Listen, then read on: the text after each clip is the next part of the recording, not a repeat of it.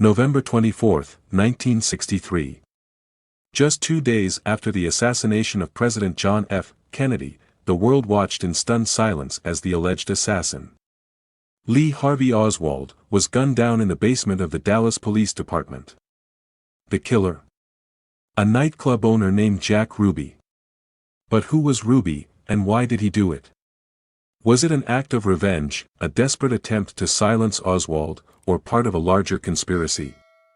This moment, captured on live television, remains one of the most shocking events in American history.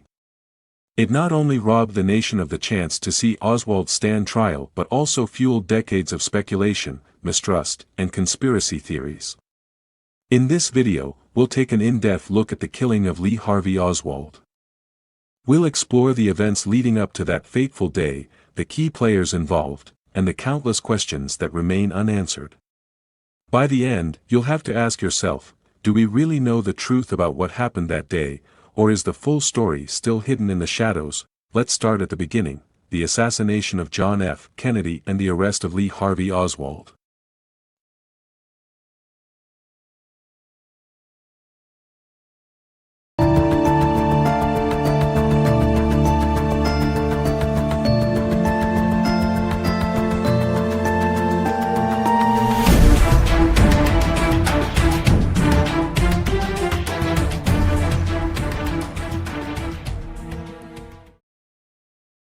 On November 22, 1963, President John F. Kennedy was assassinated while riding in a motorcade through Dealey Plaza in Dallas, Texas.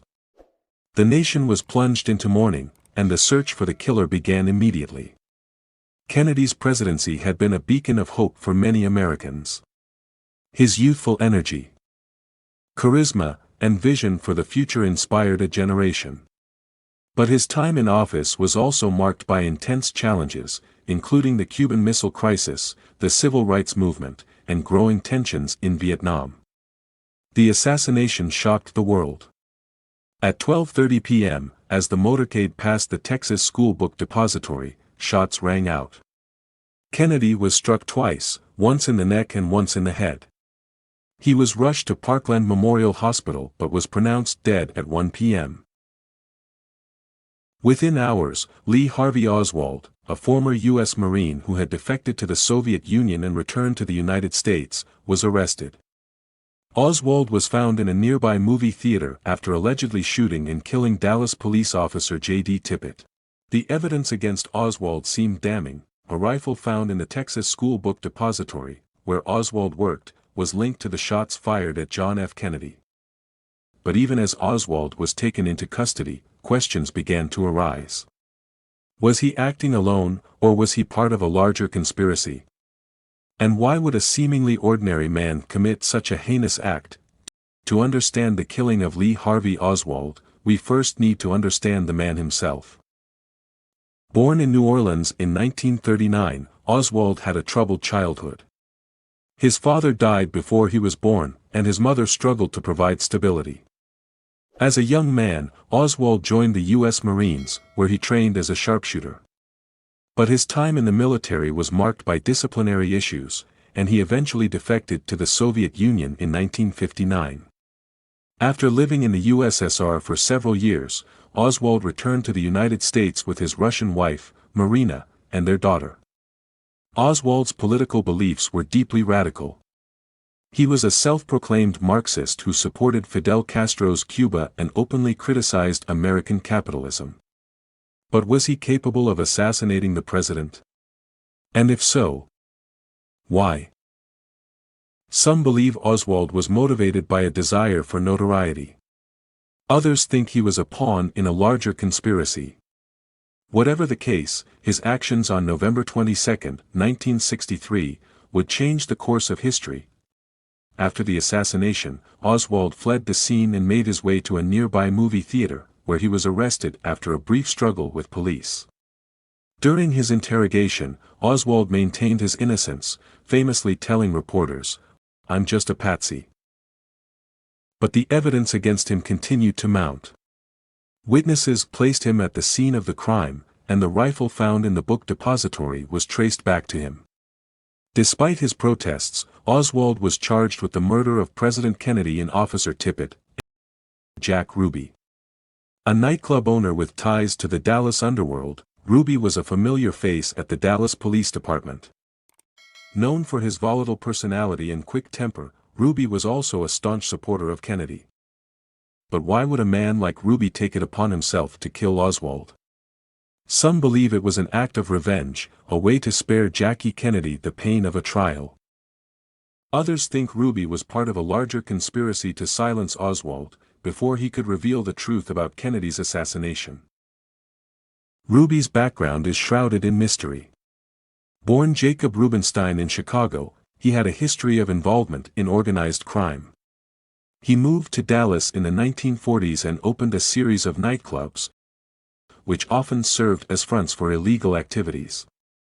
Ruby's connections to both the criminal underworld and the Dallas Police Department have led many to question his true motives. Was he a lone gunman, or was he acting on orders from someone else? On the morning of November 24, 1963, Oswald was being transferred from the Dallas Police Department to the county jail. As he was led through the basement, Jack Ruby stepped out of the crowd and fired a single shot into Oswald's abdomen. The moment was captured on live television, shocking viewers around the world. Oswald was rushed to the hospital but died shortly thereafter. Ruby was immediately arrested, and the nation was left to grapple with yet another tragedy. The killing of Oswald raised more questions than it answered. Why was security so lax during the transfer? How did Ruby gain access to the basement? And was Ruby's motive truly as simple as he claimed? The Warren Commission, tasked with investigating John F. Kennedy's assassination, concluded that Oswald acted alone and that Ruby also acted alone in killing Oswald. Ruby claimed he did it out of grief and a desire to spare Jackie Kennedy the pain of a trial, but many questions remained. Why was security so lax during Oswald's transfer? How did Ruby gain access to the basement? And was Ruby's motive truly as simple as he claimed? The killing of Lee Harvey Oswald has spawned countless conspiracy theories. Some believe Ruby was part of a larger plot to silence Oswald before he could reveal the truth. Others think organized crime or the CIA was behind the assassination. One theory suggests that Ruby was acting on orders from the mob, who feared Oswald might expose their involvement in John F. Kennedy's death.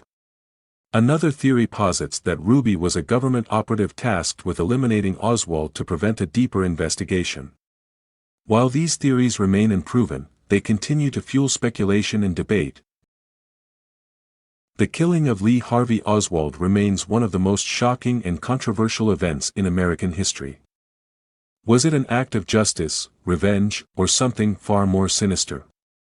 The truth may never be known, but the questions it raises continue to captivate us. What do you think? Was Jack Ruby a lone gunman, or was he part of a larger conspiracy? Let us know in the comments below, and don't forget to like, share, and subscribe for more deep dives into history's greatest mysteries. Thanks for watching.